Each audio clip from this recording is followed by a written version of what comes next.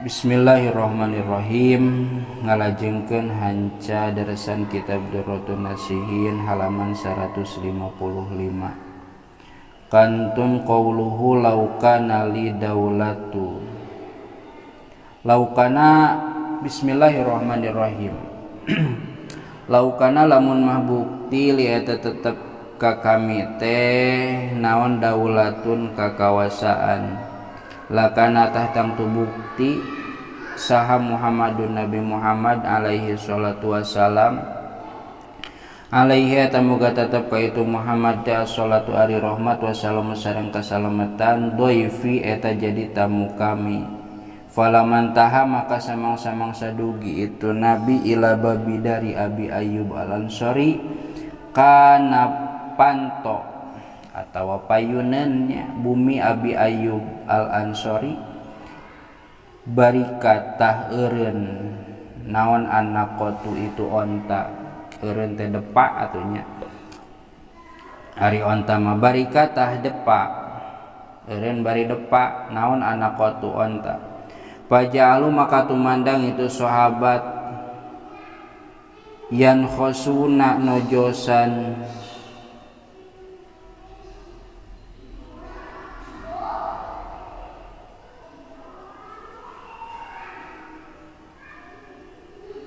Arian khosu teh nojosan naon onta depa di tojosan bujurna di suah tah kitu nya has kiatu bahasana nojosan bujur onta supaya hudang nojosan itu sahabat hak kana itu nakoh gitu logat namanya nya maksud nama di tojosan supaya onta na hudang ngan pedah palam taku maka henteu daekeun nangtung itu nakoh. Fanazala maka lungsur saha Jibril malak Jibril alaihi salam alaihi atamuga tetep ka itu Jibril assalamu ari kasalamatan. Faqala maka ngadawuh itu Jibril kana lafaz inzil huna inzil kudu lungsur anjeun Muhammad huna di dieu dina ieu tempat. Fa innahu da sayasuna itu saat tadi luhur teh Abu Ayyub tawadu'a eta DP lillahi karena Allah hina nazalta dina nalika turun anjeun ala babil madinati kana pantona Madinah kana gerbangna Madinah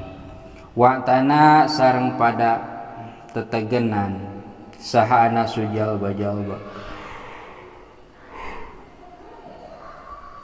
wazayanu sareng mapaesan itu enas dia rohum kana pirang-pirang imahna itu enas wa qalu sareng ngarucap itu enas yanzilu bakal lungsur saha Rasulullah kangjeng Rasulullah sallallahu alaihi wasallam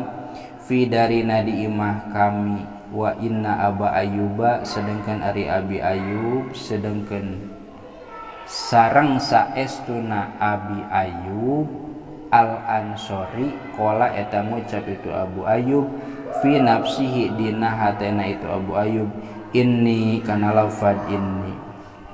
ini saestuna kami rajulun eta teh hiji lalaki fakirun anu pakir min aina yakunu ti mana kabuktian min aina ti belah mana yakunu kabuktian li eta tetepikeun kami qadrun kapangkatan naon qadrun kapangkatan indallahi mungguh Allah hatta yanzila sehingga yen lungsur saha Muhammadun Nabi Muhammad fi dari di imah kami Pangzala maka nurunkeun saha Allah Gusti Allah nabiyahu ka nabina itu Allah fi darihi di bumina itu Abu Ayyub litawaduhi karena DP na itu Abu Ayyub kasimpulanna nama nalika Kangjeng Rasul datang sakabeh jalma ge berlomba-lomba hayang kacicingan ku Kangjeng Nabi nepikakeun mayoritas ti jalma-jalma mapaesan kana imahna tapi atas petunjuk ti Allah via malaikat Jibril via malak Jibril eta Kangjeng Nabi dituduhkeun piwarang liren di bumina Abu Ayyub al-Ansari karena Abu Ayyub teh jalmi anu DP jalmi anu tawadhu titik. Ruwiya diriwayatkeun an Wahb bin Munabbahin katampi ti Wahab bin Munabbah naon annahu lafad annahu saesuna itu Wahab teh qala eta ngadawuh itu Wahab kana lafad kana eta teh bukti saha rajulun hiji lalaki pi Bani Israil di Bani Israil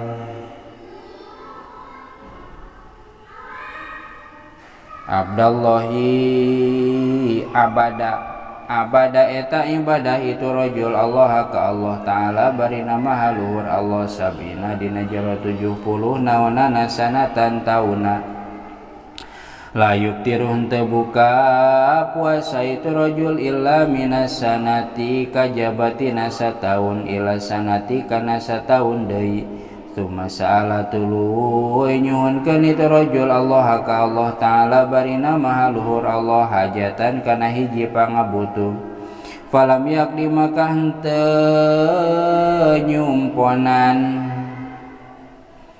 henteu ngaijabah temayar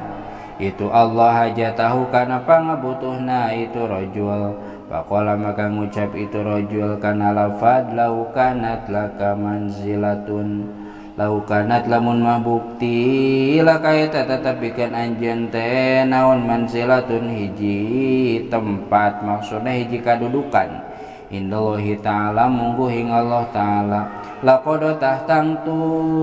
nyumponan sa Allah Gusti Allah ta'ala barina mahaluhur Allah hajataka kana pangabutuh anjeun fa'anzala teras nurunkeun sa Allah ta'ala malakan ka hiji malaikat qala ngadawuh itu malaikat lahu ka itu rajul kana lafad yabna adama yabna adam he anak Adam tawadu'uka ari tawadu anjeun ari handap asor anjeun al-ana ayeuna abdullu eta leuwih utama indallahi munggu Allah taala barina mahaluhur Allah min ibadatika tinimang ibadahna anjeun sab'ina dina jero 70 naonana sanatan tauna faqado maka nyumponan sa Allah Gusti Allah hajataka kana pangabutuh anjeun ditawaduika karena tawaduna anjeun karena handap asorna anjeun ilaihi ka itu Allah fa'tabiru maka kudu ngalapi tutur aranjeun kabeh ya ulil albabi he pirang-pirang anu baroga akal wa kunu sareng kudu barukti aranjeun kabeh eta minal mutawadiina ti sawarehna pirang-pirang jalma anu tarawadu kabeh jalma anu DP kabeh ternyata jalma tukang ibadah eta teh ku ibadahna bahkan bisa jadi hahalang kana ijabahna doa mungkin gara-gara ibadahna teu ikhlas gara-gara ibadahna ngarasa alus ngarasa leuwih alus tinu sejen di dieu dikisahkeun antara alusna ibadah salila 70 tahun jeung DP-na anjeun ka Allah ngarasa teu boga daya teu boga upaya teu boga kakawasaan eta teh leuwih alus keneh tawadu daripada ibadah 70 tahun nya ibadah 70 tahun lagi tangtuna anu henteu dibarengan jeung tawadunya takabur atawa kumaha nya alus namanya ibadahnya tawadu ngan mun dibanding-banding ibadah puasa ibadah 70 tahun eta teh leuwih alus keneh tawadu titik waruya an Ka'bil ahbari cekap heula wallahu a'lam bissawab.